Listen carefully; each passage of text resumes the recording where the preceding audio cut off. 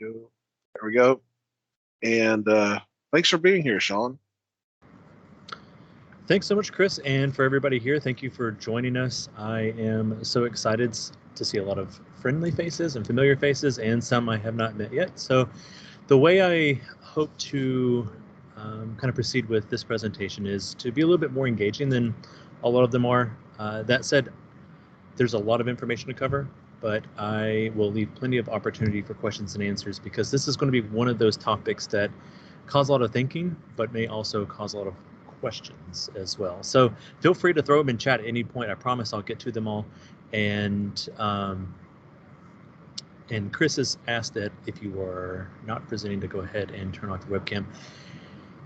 So let me go ahead and share my screen, and I'll do a quick check-in to make sure that it is coming up appropriately.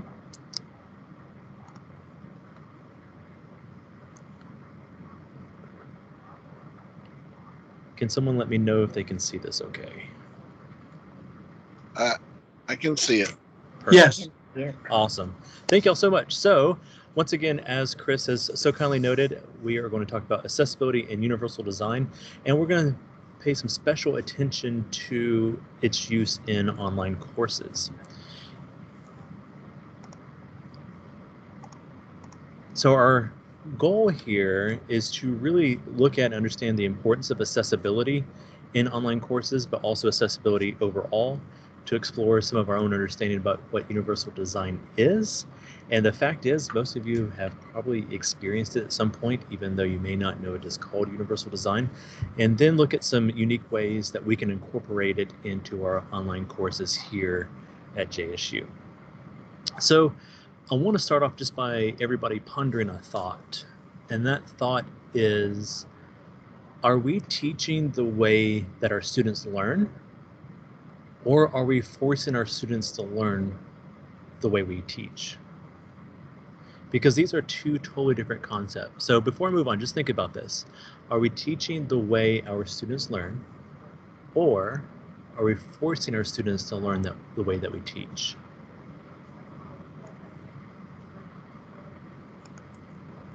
So we typically look at this term of accessibility from the lens of accommodation.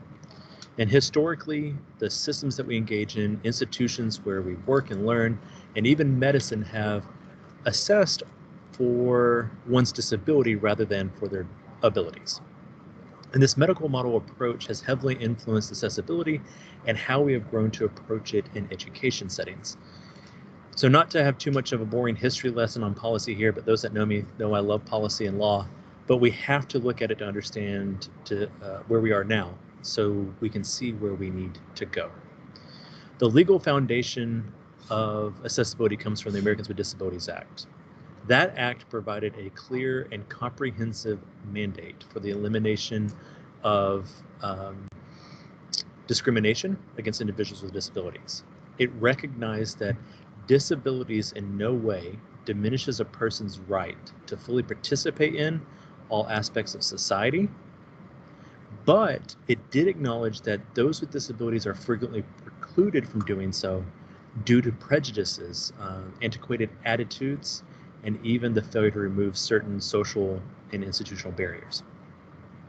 And so we also saw the passage of Section 504 of the Rehabilitation Act.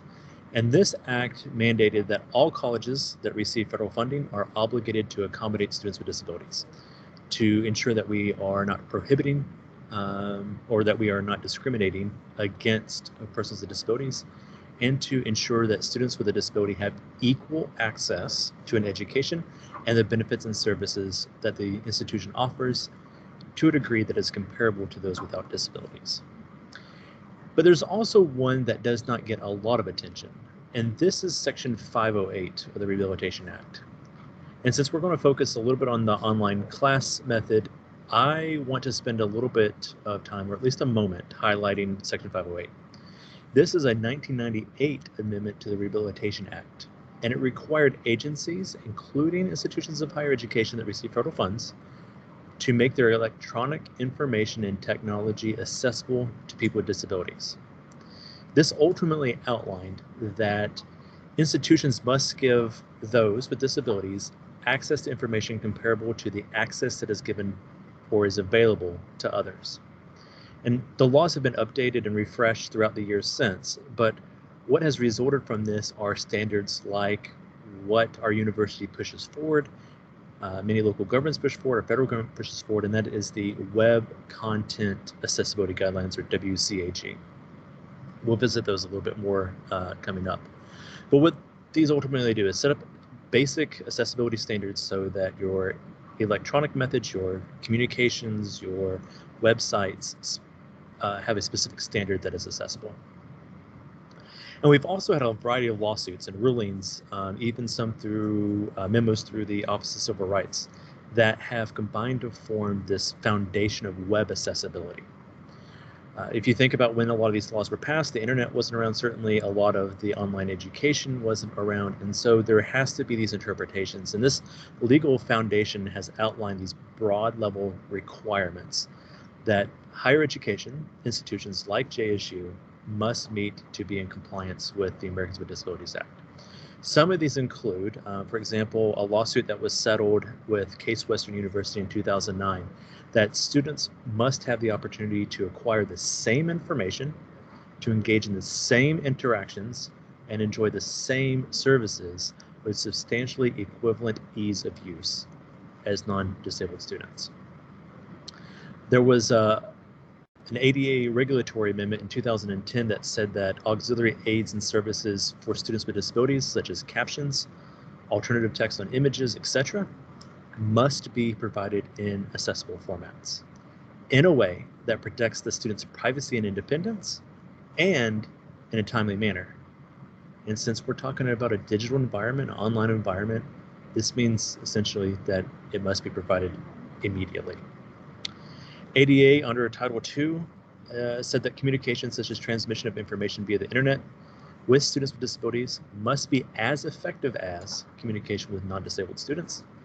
And the majority of these rulings point back to these WCAG standards as the ideal guidelines for accessibility.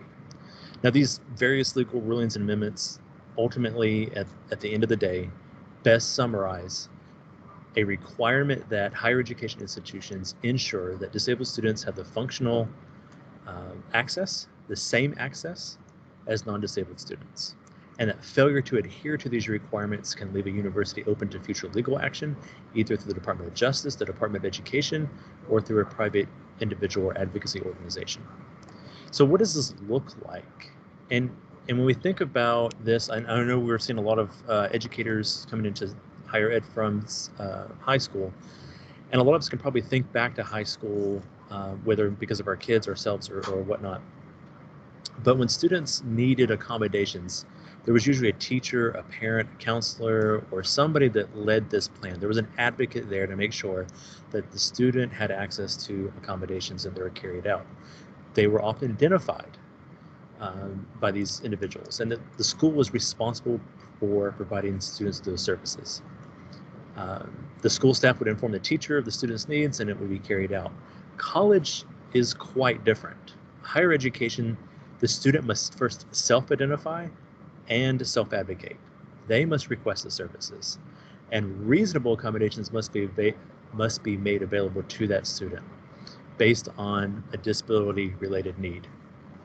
And furthermore, instead of the school staff informing the instructors, the student must communicate their accommodation needs to the instructor here. So there's some difference there that exists. Now, we have probably all seen this image, right? These are some popular buzzwords in society right now. Our organizations, our schools, everywhere is looking at equality and equity, specifically through diversity, equity, and inclusion initiatives, or DEI initiatives. But is this enough? Does this go far enough? I would argue no. I would argue that this is the absolute bare minimum that we need to go. We must go beyond some buzzwords. We must go beyond just addressing the need. We must eliminate the barrier. So in this current world of practice where we all work, this could be done effectively and efficiently through universal design principles. So what does this look like if we're taking it beyond equality and equity? So at JSU, we are committed to creating a diverse, inclusive learning environment for all students, regardless of where they come from, who they are, what abilities or disabilities they may have. And as part of that commitment, the Office of Disability Resources encourages faculty and staff to take the attitude of not simply accommodating students with disabilities, but by welcoming them. We should be assessing the student for their abilities and creating courses that are accessible for all students from the very beginning. If we can overcome our attitudinal barriers, just as we seek to remove some of the physical and educational barriers, we will see progress like we've never seen before. Now, we'll discuss some of this a little bit later, but we are seeing big increases in students each year requesting accommodations. Several years ago, this looked like mainly students that were receiving services through this office were supporting students who were deaf or hard of hearing, blind or low vision, or they relied on some sort of assistive devices for mobility or learning. And while we still work with many of these very needs, the majority of students in recent years that have been coming to request or have been requesting accommodations are those for what is deemed or termed invisible disabilities. And these are related to learning, psychological, or emotional needs that impact a student's learning or access to services. And so I know in this year alone, we've seen huge spikes in diagnoses like anxiety, PTSD, and trauma-related diagnoses. So we must be prepared to work with our students where students are. And as the population of students is constantly changing, we must also be able to adapt. The way that we approached education, the way that we approach our specific pedagogies, or the way that we approached student learning is different. It's different from the way it was just a few years ago, let alone maybe when a lot of us began teaching. But what we should be working towards is where we see this justice and inclusion section, that equity and quality are not enough, because those are accommodations. Those are where we provide supports in place to make sure that there's equal access. That's a very low bar. We should be removing that fence. We should be removing those barriers so that all inequality is addressed, that we are removing those barriers so that no one is left on the outside, so that all of our students are included. Now, while I am presenting this from the point of view as a staff member in the Office of Disability Resources and from the viewpoint of being a faculty member, we must recognize that truly accessible learning does not only benefit students with disabilities. It benefits all learners, all students. Students come to the university and they present with a variety of learning needs. They present with a variety of different learning styles and communication styles. Our students come from different cultures, different countries. They're different ages, have different experiences. Many speak different languages. And so accessible learning is accessible for all. Students in any class can vary by gender, by race, by age, by ethnicity, culture, marital status, age, disability status, veteran status, communication skills, learning abilities, interests, physical abilities, social skills, and the list goes on and on, to include a multitude of other factors. But many of these individuals might never request a disability-related accommodation. Nevertheless, they benefit from accessible design. For example, many English learners benefit from captions on videos so that they can see the spellings of new vocabulary. If you're like me, I like to read closed captions even on movies and film, because especially with a lot of different noise, it helps me understand what I'm hearing. Other students may learn new vocabulary in a technical class that can benefit from these captions as well, just as we are all benefiting from the live captions that you're seeing before you. In our courses, everyone benefits from course content that is presented in logical and consistent manners. This is what we're talking about when we're talking about accessibility. There's advantages to the faculty just as much as there's advantages to the student. Now, there's a multitude of reasons why students select online classes, and that's really what we're going to focus on today, is the online side of things. Maybe it's cost, maybe it's flexibility with schedules, maybe it's a variety of other reasons. But let's take a quick moment to look at it a bit further. Maybe it's a bit better for the adult or non-traditional student who is working full-time and balancing work and life and school and family and everything else that they have to balance. Maybe it's a student with a disability who finds an online class more appealing due to meeting specific chronic medical needs. Maybe it's easier to access due to mobility needs. And maybe that mobility need helps them mitigate or avoid having to navigate inaccessible classrooms in old buildings or inaccessible campus areas. But it also allows students to maintain their privacy if they do not want to report disabilities, maybe in fear of facing prejudices or discriminations or stereotypes. So I hear sometimes reflected that students in online classes they're doing it because they want to be lazy. And I don't want to subscribe to that. I think there's a multitude of reasons that support the benefit of online learning. Now, we mentioned a little bit earlier about accommodations, and you'll see a kind of table here that talks about the difference between accommodations and accessible education. But accommodation is how we have traditionally viewed education and how we approached accessibility. And so you'll hear a lot of the services that we provide, the Office of Disability Resources, that we provide those reasonable accommodations, some service and programs. Some of those may include things like special testing procedures, extended time on exams, interpreter services, captioning services, readers and note takers, braille formats, alternative formats, assistive technology, and even housing and meal plan accommodations. But what we should really be focusing and moving towards is beyond the accommodations. We should be looking at accessible education. Now, accessible education is defined by Nielsen as, and I quote, the process of designing courses and developing a teaching style to meet the needs of people from a variety of backgrounds, abilities, and learning styles. Just as there's no single way to teach, people learn in a variety of ways. Using different instructional methods will help meet the needs of students with the greatest number of learners. That's what accessible education is. So while this provides a very broad definition, it does provide some specific characteristics that are worth mentioning, especially in including how accessible educational access works in practice.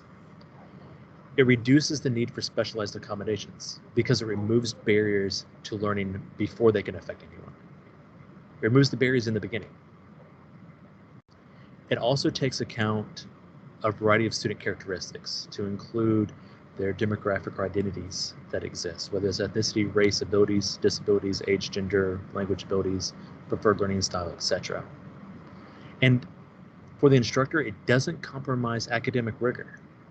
Students, whether they receive accommodations or we're practicing accessible education, are still expected to do their work. They're still expected to attend class, and they're still expected to meet performance benchmarks. But accessible education is a proactive and inclusive way of teaching and designing course and curricula. It saves time later down the road with a little bit of extra pizzazz at the beginning. It identifies and clearly expresses the essential course content, while it recognizes that students can express understanding of essential course content in a multitude of ways. And it's consistent with universally recognized principles of good teaching. Now, implementing accessible education holds advantages for faculty as well, who adopt these methods. We see improved student learning. We see reduced work associated with arranging specialized accommodations for students. And we see improved student engagement. The latter, which can directly impact course evaluations. So there's a win-win. Now, students likewise benefit from spending less time navigating individual accommodations.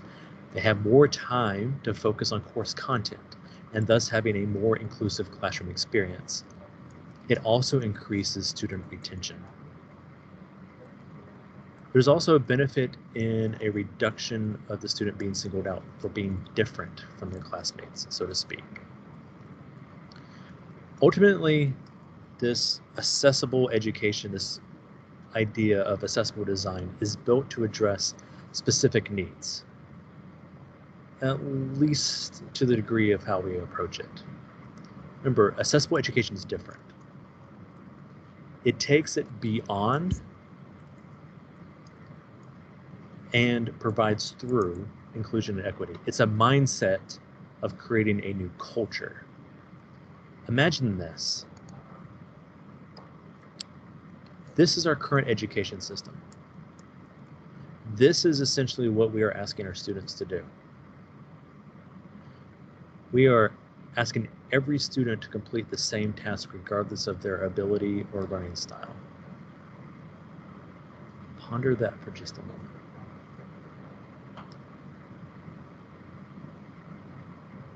Now, here we are in an age of rapid digital evolution. We find that technology tends to be the answer of anything in a post-COVID world. We can't ignore the possibilities that technology has afforded us. It's transformed the way that we approach learning and the classroom. And ultimately, technology has thus emerged as this potential solution for complex problems of learner diversity. But that doesn't mean it comes without its challenges. The fact of the matter is that accessible educational technology is fundamentally about good design. And in order to do this, we must consider the needs of the end user always. Now, accessibility in education is a two-way mirror. On one hand, the material must be made more accessible to learners. On the other, the learner's true abilities must be made accessible to educators in order for the potential to be fully realized. Now, there's countless examples of amazing talents that have been left on the world by those who have been diagnosed or suspected to have a learning disability or having the characteristics of one. One potent example is Albert Einstein. Despite the insights that his world-changing intellect brought to light, many have suggested that it's highly probable that he had a learning disability. Many have thought this was also the case with Isaac Newton, too, one of the Western civilization's greatest finds. As we think about the way that we approach these things, one could argue that we're not really addressing a new set of learners, but maybe their learning styles are becoming more accessible to educators. And this is where we move into using universal design learning as a method to create accessible learning environments. So I've talked about universal design a lot, but what is it? Even if you're not familiar with the term universal design, you've likely encountered many examples of it in your everyday life. I mentioned a little bit earlier that you probably have used it and we didn't even talk about, or you didn't even know that's what the term was. Think about the last time you walked on a sidewalk. Picture walking and then coming up to a curb or a crosswalk. There's like a curb cut in it, a small ramp that led down to the street. Now, there's such a common sight now that most people won't think about them, but they're an accessibility measure that disability activists had to fight for. However, curb cuts don't just benefit those who utilize wheelchairs, walkers, or canes. They benefit people with strollers, with shopping carts, with suitcases. They all benefit from not having to push or drag things over a steep curb. Have you ever used an automatic door? Either one that opens automatically for you like at a grocery store, or the one that you have to have a little push button to open, like many of the buildings on campus? If you don't have any mobility issues, you may not be the person that the door was designed for. But I bet with an armful of groceries or carrying your newborn a diaper bag and an armful of other items so you don't have to make 2 or 3 trips back to your car, especially at the end of a very long day at work, This automatic door has become quite useful and convenient. All these handy accessibility features on your smartphone, like voice to text, audible directions, high contrast colors, large text in Zoom, voicemail to text translation, and the list goes on and on that we enjoy now. That's universal design. Universal design learning provides that same kind of flexibility in our classroom. By applying UDL principles, instructors, faculty members, and staff can effectively instruct and provide services to a diverse group of learners. We do this by building in flexibility in the ways that our learners can access information and in the ways that students can demonstrate their knowledge. Each student comes to us, and this is no shock, everybody knows this, that they present their own specific strengths and weaknesses, and that these have absolutely zilch, zip, nada, zero, nothing to do with attention disorders or learning disabilities. But it does have everything to do with how unique their brain is and what their learning style absorbs and processes and how it does so with the information you provide. Universal design allows them to do that in a way that is easiest for them, and thus it improves learning for everyone. The idea that efforts to increase equity for one group generally help additional audiences is referred to as that curb cut effect, that very effect that we were talking about. This concept is just as true in web accessibility and distance learning. Captions, for instance, are vital to deaf and hard of hearing viewers to understand the audio content of a video. But they're also just as helpful to non-native English speakers who may be having to understand the language written better than spoken, or to the sports fanatic who wants to watch a football game during a wedding that their spouse has drugged them to, or in a busy restaurant when somebody wants to watch the news, or a commuter who wants to watch a video on the bus on a day that they forgot their headphones. Headings and white space help people with visual and learning disabilities, but they also make pages easier for everyone to read. These broad benefits are why most frameworks for course design, including universal design for learning, include accessibility among their practices. Remember, a well-designed course is an accessible course, and these courses benefit all students and faculty. But what is it not? Now, UDL may sound like it's finding one way to teach all students, but UDL actually takes a different approach. Some would even say maybe the opposite approach. This word universal actually throws a lot of people off. It sounds like that we're trying to find one specific way to teach all students, or this magic pill or magic way or method that bridges all learning styles. But it's actually quite the opposite approach. The goal of UDL is to use a variety of teaching methods to remove any barriers to learning and to give students equal opportunities to succeed. It's about building in that flexibility, specifically flexibility that is adjustable for every student's strengths and needs, and that's why it benefits all students.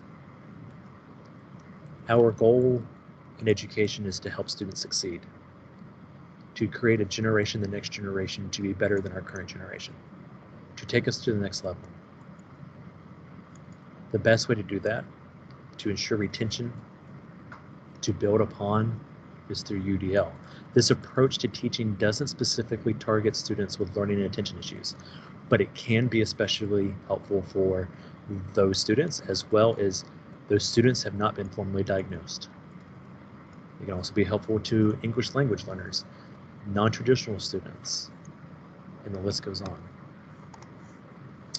So let's talk a little bit more about universal design for learning. There are three primary principles of UDL framework. These are engagement, representation, and action and expression. Engagement is the why of learning. This is the purpose of, or the motivating principle. It starts with how students engage in the course and the topic. Engagement brings in the idea of what motivates that student, what the student's interests are, and how we can help students see why they should learn what they're learning. This is where we make content relevant to their lives. I know the going joke a lot of times is Why did I have to take algebra? I don't use it in my daily life, or geometry, or whatever it may be. It's because we haven't connected that content to being relative in someone's daily life. Some good ways to do this: rubrics, self-reflection activities, personal goal journaling are very effective. The second principle is the representation, and that is the what of learning. It allows various methods by which students take in information, but it also allows all types of students to thrive, not just survive their course, but thrive through interaction in course materials. This involves providing multiple ways to assimilate material. So think about, instead of just using a course text, put in some audio files or podcasts, use videos of supporting materials, or maybe even some mini lectures, include images and graphs, etc. This is universal design. This allows flexibility for students to access material that best suits their needs. This helps students who are not just maybe reading learners, but are visual learners or audio learners. This is useful for students who may have learning disabilities, dyslexia, or ADHD, just as much for the student who simply perform better when listening to instruction rather than reading words. The key in this principle here is to help students become more resourceful and knowledgeable through engaging in the ways that they learn best. The third principle is the how of learning. It's the action and expression principle. Once a student has consumed the information that you've provided, they should now be able to demonstrate what they have learned. So what I would like everybody to do is to put your answers in chat real quick. I'm going to see a flood of these comments.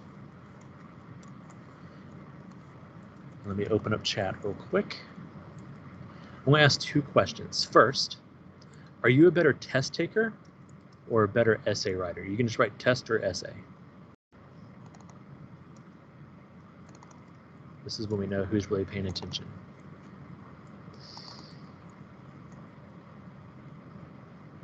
All right, so we see essay, some test, essay, essay. The majority of the people in here are essay voters, but how many of us put tests in our classes? But the reality is not everybody in here is a test learner or an essay learner. It's mixed. What about this? Are you better on examinations in written format, whether that's a test or an essay, or giving oral presentations or physical demonstrations? So written or presentation?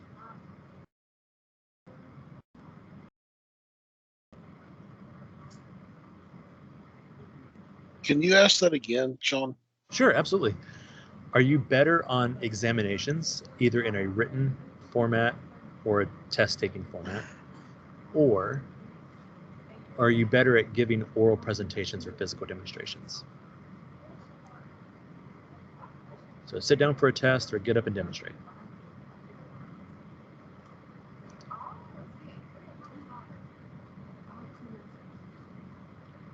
So our responses are a bit more varied. A lot of y'all said that you're better essay writers, but then turn around and say that you would prefer to do presentations.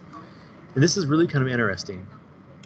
But again, we have different learning styles from different people.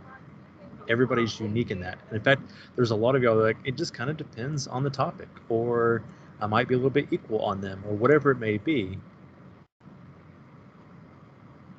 This is where it's important to offer flexibility. Because in my first question, if all I asked were test questions, and as Chris has said, it's because it takes too long to grade essays.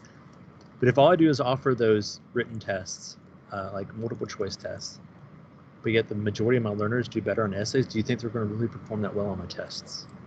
Are they really able to demonstrate the content that I'm asking them to demonstrate? So let me minimize my chat back down here, see where we're at. Flexibility ultimately in this area allows for students to know who their knowledge, or to show their knowledge of their subject matter through adaptive expressions. If you offer writing assignments, also offer some quizzes and tests. If you offer some presentations, also offer something else. That way, every learning style is touched. So this idea of expression principle touches on the need for goal setting for students. So as instructors, as teachers, we can help set goals and mentor students through progress and check-ins. Ultimately, the whole goal of this principle, of the how of learning, is to help students become more strategic and goal-directed.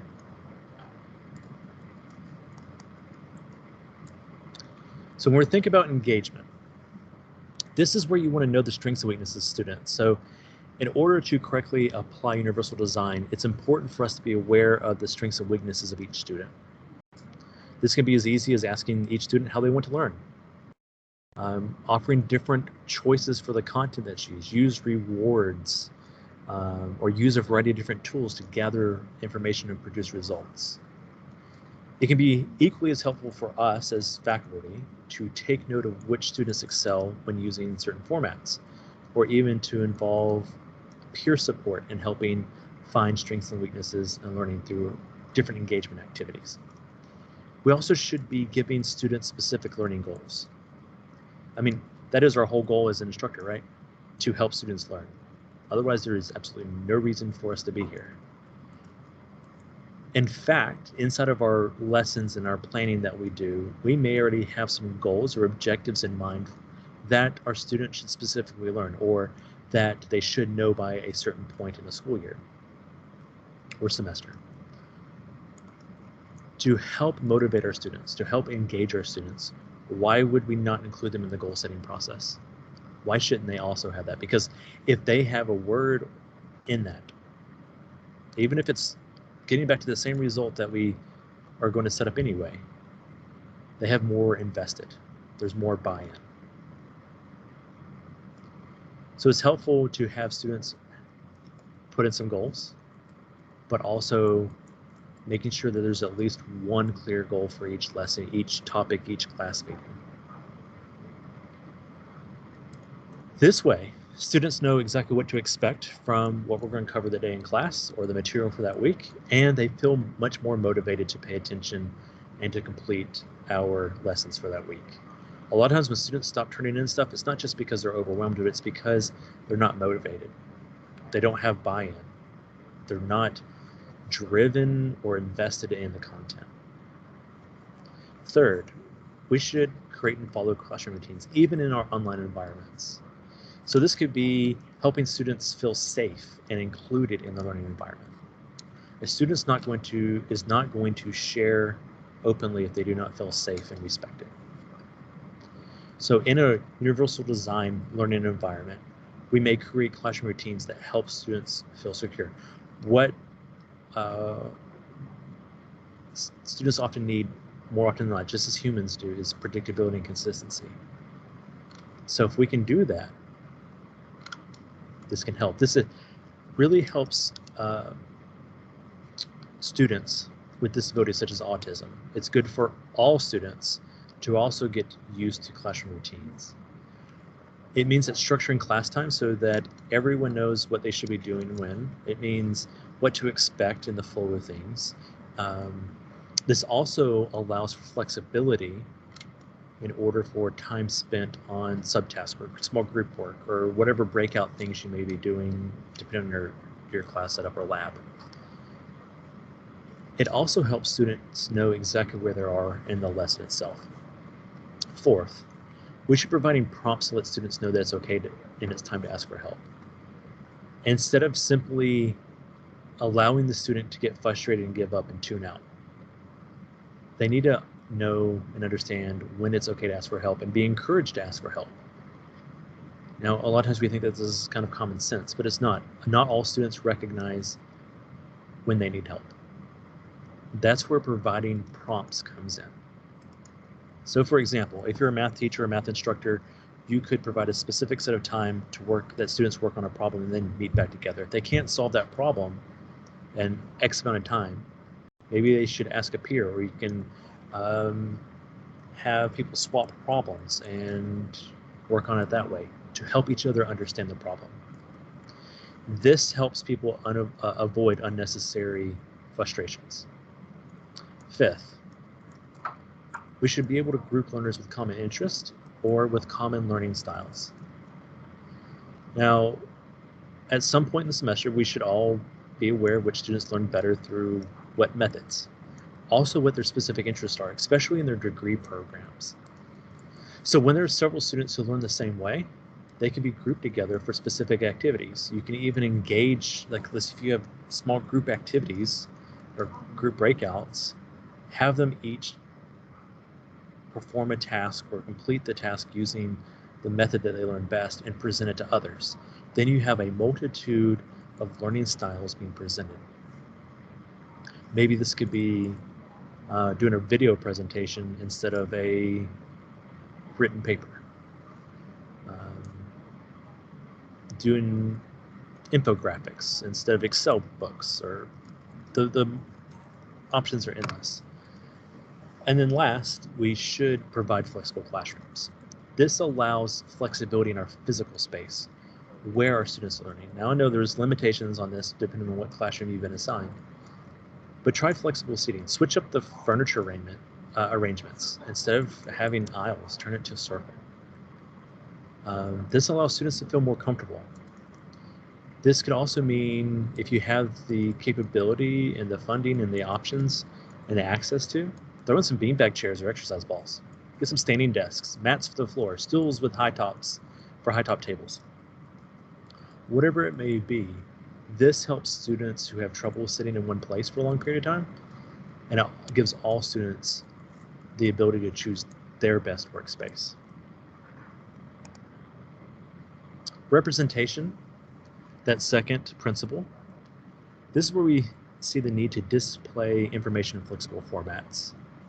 So we should involve a number of different learning formats. So in addition to the traditional paper books, or now I guess even the electronic books that we have, maybe we should be using text-to-speech, use images and charts, use interactive learning games, use music, rap, video, poetry. So ideally, students should have some flexibility with these different formats. For example, a digital textbook allows students the ability to adjust the size of their font or color of the background.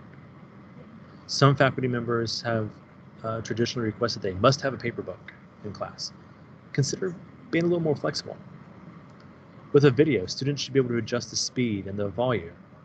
This way, each student interacts with the information the best way for their particular learning style and strengths.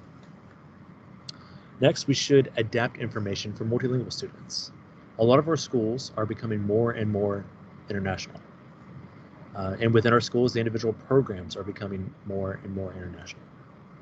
And when we view this in a positive light, this flare of new identities, new experiences, new beliefs can boost an atmosphere of a classroom.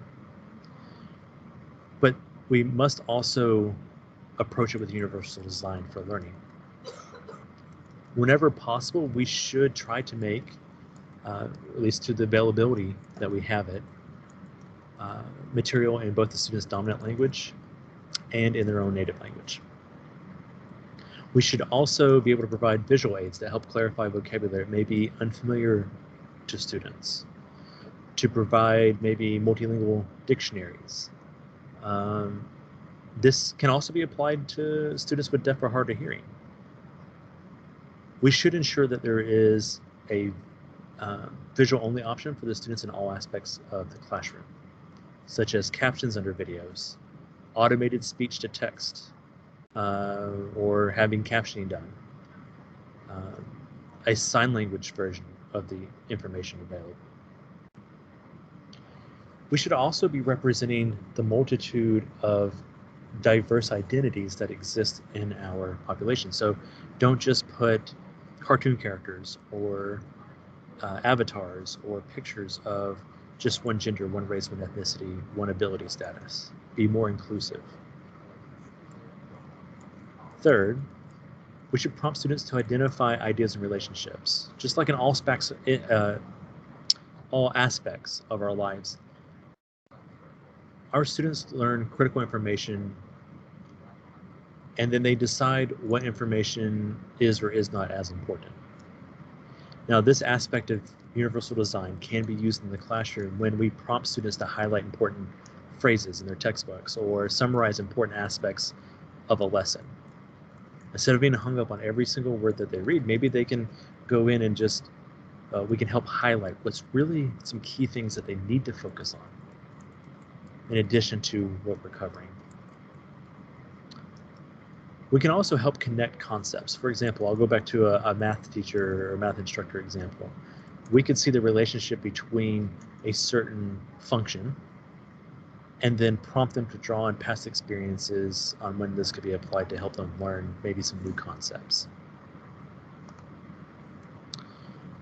Third, creating multiple arenas for expression. So maybe have students, for visual expression, draw a comic strip, complete test in a digital format or with audio questions instead of just written formats. Put on a group demonstration or build a physical model, but be flexible in this. For example, if you're studying World War II, a history faculty member could give students an option to complete a written test or create a video reporting on the events or to draw a comic strip. We should also give access learning software. For example, language teachers may use language learning apps or games to help students track their progress step by step, or math to learn innovative real-life math applications. We should provide multiple means for navigating and control. That means being adaptable. It means allowing software to be able to be controlled by keyboard use only. And then we should always give regular feedback to help students. Maybe some of this can be done through journaling activities. For example, ask questions like, do you feel like you reached your goals for the day? Or the lesson goals. How close do you think you are to reaching your performance goals or your overall goals for the semester? What would you do differently? What barriers do you see, and how do you plan on reaching the next goal? This helps students learn and reflect on their own activities as well as move forward. So let's take a quick look at the UDL design process and some considerations in online formats. This UDL design process is a 6-step process, and it's pretty self-explanatory when you break it down like this. These are based on some other models and processes. So for example, the ADDIE process, which begins with learner analysis and base instructional design, and then backwards design, which begins identifying within goals and then defining the evidence and learning before developing instructional methods.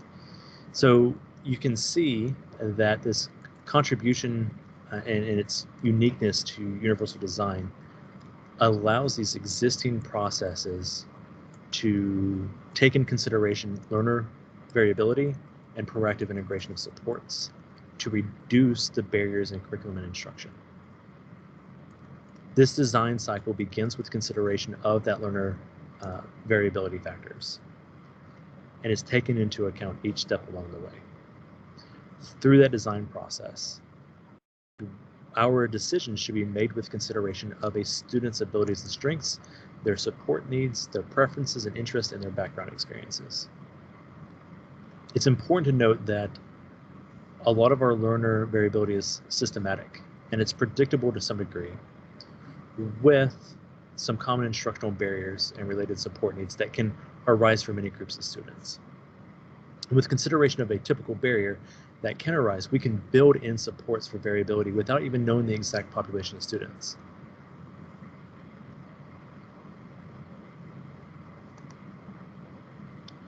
So here we are with online learning. When we're thinking about learner variability, access to online environments is important. Think about connectivity and the types of devices that they use, their ability to work independently, and what levels of support that may exist. Make sure that we're identifying clear goals. What are we expecting our students to learn? And what are we expecting them to deliver in varied ways in the online environment? Not just through reading, but other ways too. What about how to use asynchronous and synchronous formats to enhance that learning experience?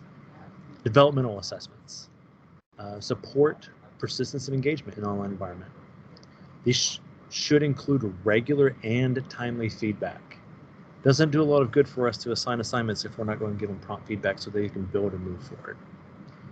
And then through our methods and materials, identify what strategies you want to use. Provide support for planning and time management and self-regulation. Identify what tools are going to support that. For example, if it's reading, is it text-to-speech? Is it read and write in Chrome? Is it Natural Reader? For writing, are you going to use Mind Map, speech-to-text, Grammarly, or even Ginger? For demonstration of knowledge, you can use Flipgrid, Padlet, Canva, Book Creator, etc. And for organizations, students can use Evernote, Google Forms, or even Google Keep. So when you think about some tips, a well-crafted access statement communicates your level of commitment to designing the course in a way that's inclusive and welcoming for all students. You want to include contact information for Disability Resource Office.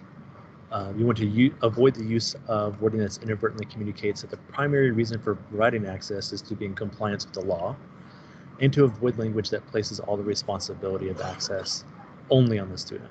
And so if you need help or would like assistance in developing this, we would be more than happy in doing so. Always make sure that your navigation is consistent.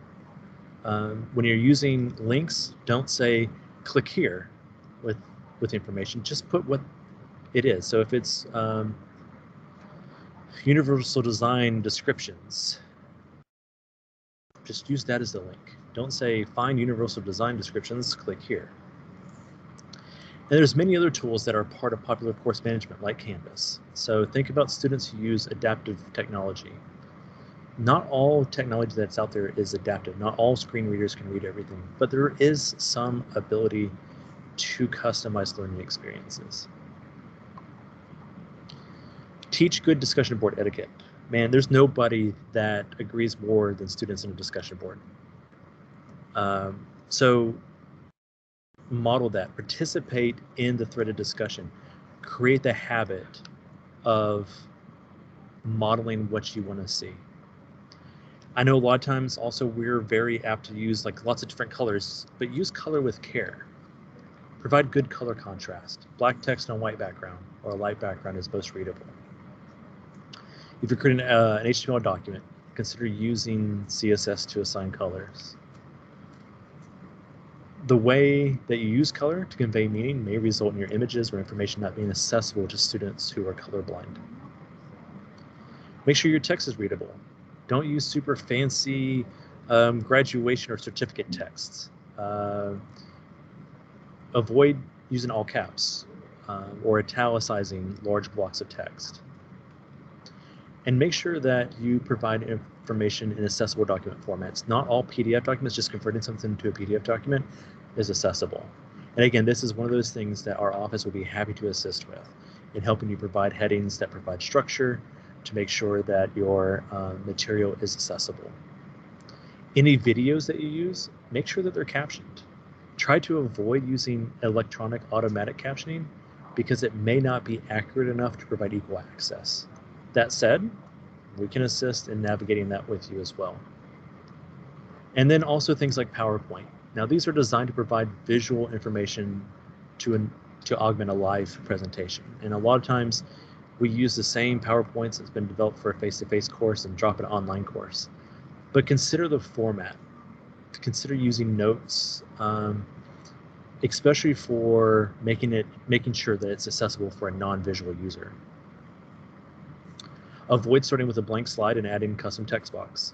Instead, choose a layout that fits your slide design, and then look at the outline view to make sure that your text on your slides are visible there. Any images that you use, make sure you use alt text formats. And with that, I know we are hitting our time, but I want to see what questions you may have in using accessible design. So I see a couple of different things here. Demonstration. So what are the chances of having a working session that would get us started retooling our existing courses? Chris, I mean, I'm open to participating in that if that's something that your office is going to do, or it's something that you're going to offer. If not, that's something that I would be happy to schedule time with any instructor. I know that there's no one magic way of doing things, so this is going to be one of those type situations of, let's look at your learning goals, your objectives, let's look at the way that you are going to deploy it, your subject matter, and then we can customize it for there. So what may work in biology may not work in political science, for example. Yeah, so that's a great point. So the online course and program review and certification program that's coming, that we've been working on, things keep changing, so it's taken us a while to get it to launch, but what's going to come along with it is a series of workshops and working sessions and things like that. And it'll actually be a partnership between Online at JSU and Faculty Commons.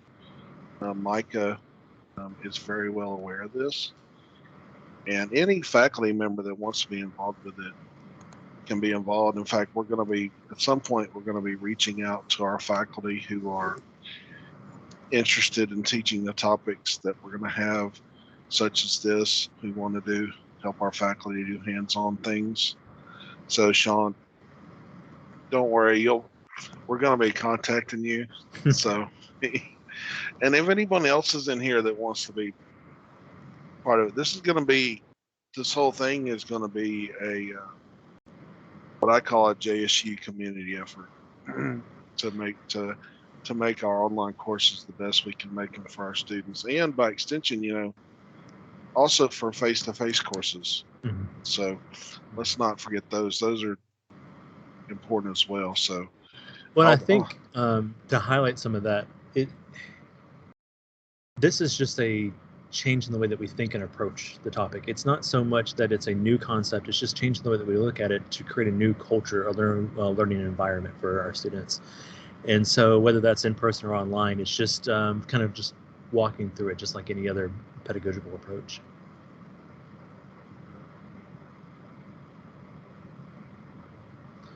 It also, I know with new federal regulations that have come down, they're getting more and more picky about how we approach online learning, what should be included, how much interaction is available. So it's no longer treated so much as like a correspondence course, as it is asking for interaction, and that's transforming that landscape. That's going to be the biggest part of the review process when we go through and review courses. We'll be looking at that, but also part of the reason we're having workshops and things of that nature is precisely because of that. But to also help our faculty have more strategies and more tools there's disposable for their toolbox to be more interactive, to be more engaged with their students and things like that. And universal design is a big part of that. So, does anyone else have any questions for Sean? That was a great question. Mm-hmm. Absolutely. So the comment was, just for recording purposes, UDL dovetails with practices in ESL or language acquisition. For example, redundancy of information. UDL helps ESL students get on board outside of ESL classrooms. So absolutely. And really, a lot of this is a little extra work up front, though a different way of designing your course saves you ultimately a lot of the time on the back end, having to do follow-ups, having to individualize different learning, or even making some of the accommodations that you may be asked to make.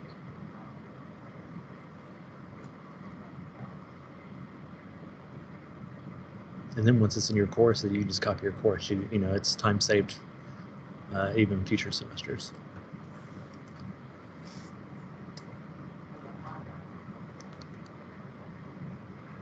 I keep muting myself.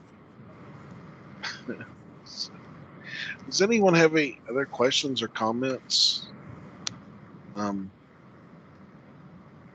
you don't have to raise your hand. You can just say it or type it. And Sean, if you're actually finished with your presentation, if there's anything else you wanted to talk about feel free, because I know you and I discussed that.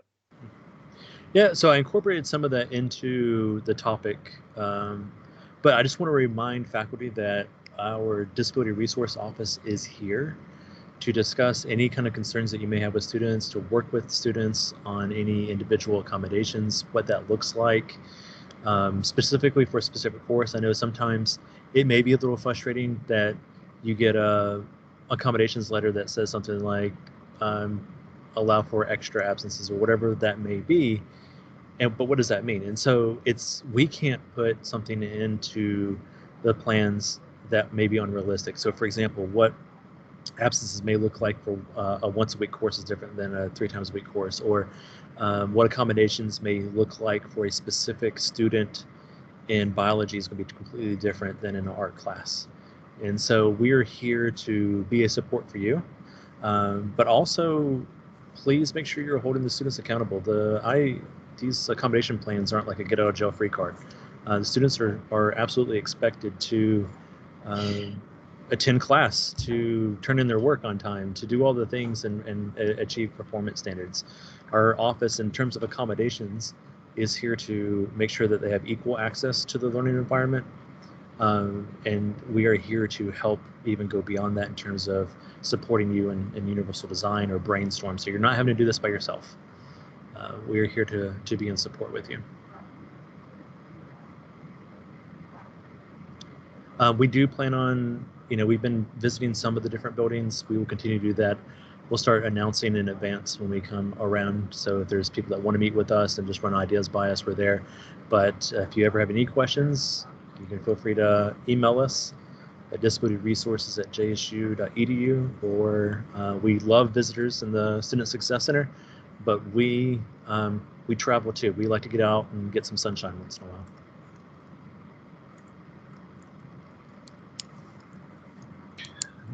Well, if no one else has any questions or comments, I want to be the first to say thank you for being here, Sean. I really enjoyed your presentation. Oh, and I know someone's going to ask, and I want to go ahead and ask. Can you share that presentation, the PowerPoint? Sure. Because there's some great. Let me tell you, there's some great images and diagrams on there that I know people would love to use. Okay. And so I want to say thank you again to Sean for being here. This is a wonderful presentation. Office of Disability Resources is in great hands. And thank you so much. And also, again, one last thing. If you do want Sean and his folks to actually take a quick look at your class, they're welcome to do that. Whether no matter the modality, online, face-to-face, whatever. So, thank you all for being here. I hope you all have a wonderful afternoon and enjoy the weather while it's nice. And thank you, everyone. This has been recorded, by the way. Thanks, Chris. Thanks, everyone. It's nice to see everyone. Have a great afternoon.